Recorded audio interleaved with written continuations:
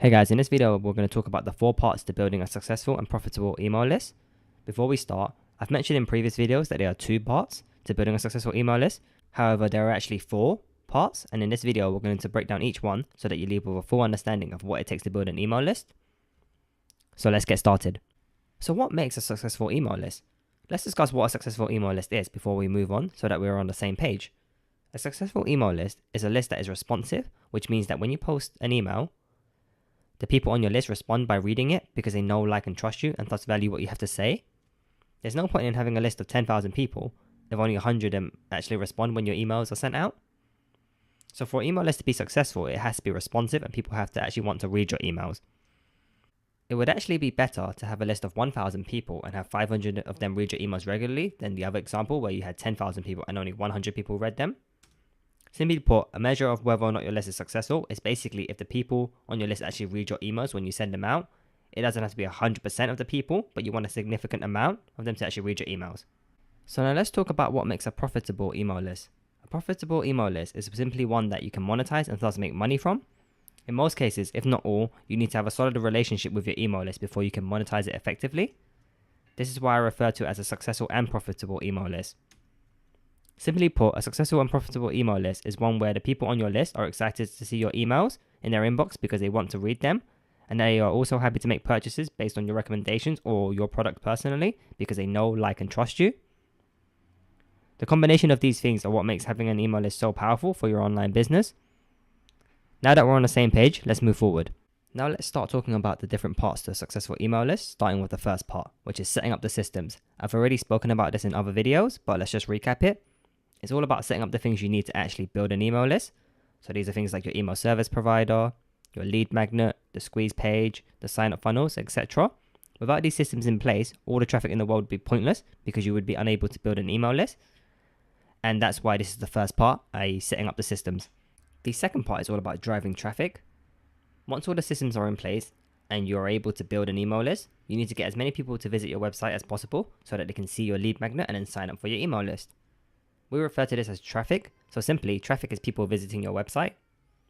Driving traffic is crucial to building a successful email list because you need people to see your lead magnet in order for them to sign up for your email list. Think about it this way. Imagine you had the biggest diamond in the world and you was giving it away for free. No one would come for it if they don't know about it, right? You'd have to get that message out. This applies to list building. You could have an amazingly irresistible lead magnet, but if no one sees it, no one can sign up for it. This is why driving traffic is absolutely crucial to building a successful and profitable email list and why it's part 2. The third part is all about improving your conversions. Conversions and conversion rates are actually really straightforward, but improving them is a different story. Conversions is basically whether or not people who visit your website take the action that you wanted them to take, i.e. sign up for your email list. Conversion rate is basically of the number of people who visited your website, how many of them actually took the action that you wanted them to take. So for example, if 10 people visited your website and only 1 signed up, then your conversion rate will be 10%. When we look at conversions, we're basically looking at the effectiveness of your lead magnet, squeeze pages, and sign up funnels in terms of getting people to sign up for your email list. It's nearly impossible to get a 100% conversion rate unless you only have like 1 visitor to your website. But if you have like 10 visitors, it's unlikely that all 10 will sign up for your email list, and thus you won't have a 100% conversion rate. It's not that it's not possible, it's unlikely, so we don't aim for 100%. We just aim to improve it as much as we can. Your focus should be on continuously trying to improve your conversions and your conversion rate.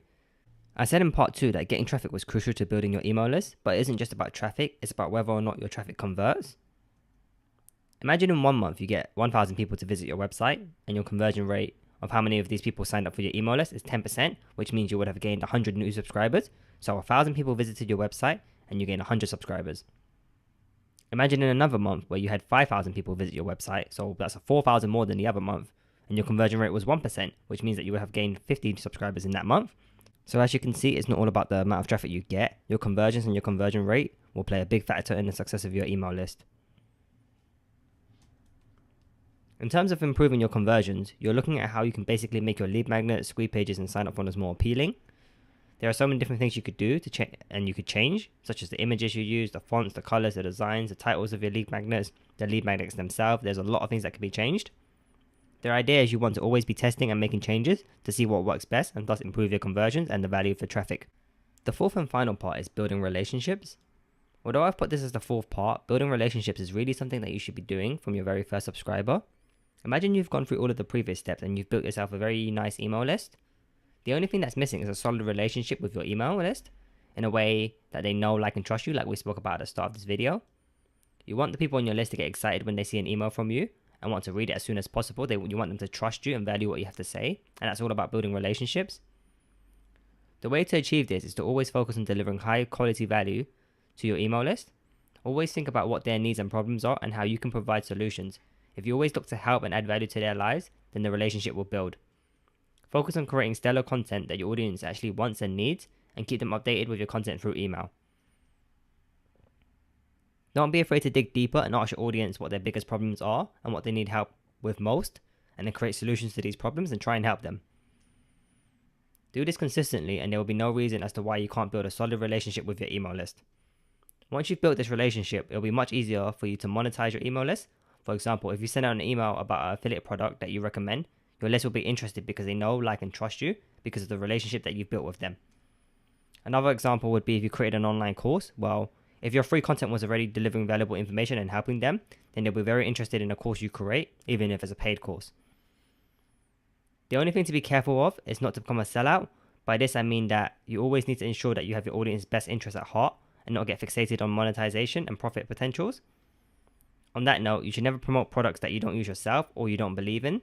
This is the quickest way to destroy your relationship with your email list. As you can see, when these 4 parts of the cog form together, you're left with a powerful, successful, and profitable email list. So now the big question is, where are you currently in your list building journey? Are you currently setting up the system so that you can build an email list? Are you working on driving traffic to your website? Are you working on improving your conversions? Or are you working on building a relationship with your list? Bear in mind that you could kind of be working on multiple at the same time. You could be driving traffic but trying to improve your conversions, all the while trying to build a relationship. What I would suggest is choose a specific area where you feel like you can improve the most and take action there, because you could be getting a lot of traffic but they might not be converting, so maybe you need to work on your conversions, or maybe you need more traffic because you're not getting enough. So there are a lot of different areas, but pick a specific area and then hold into that one area and focus on improving that particular part. Comment and let me know where you're currently struggling. Knowing what you need helps me with creating better content more suited to you, so don't be shy. And I'll see you in the next video.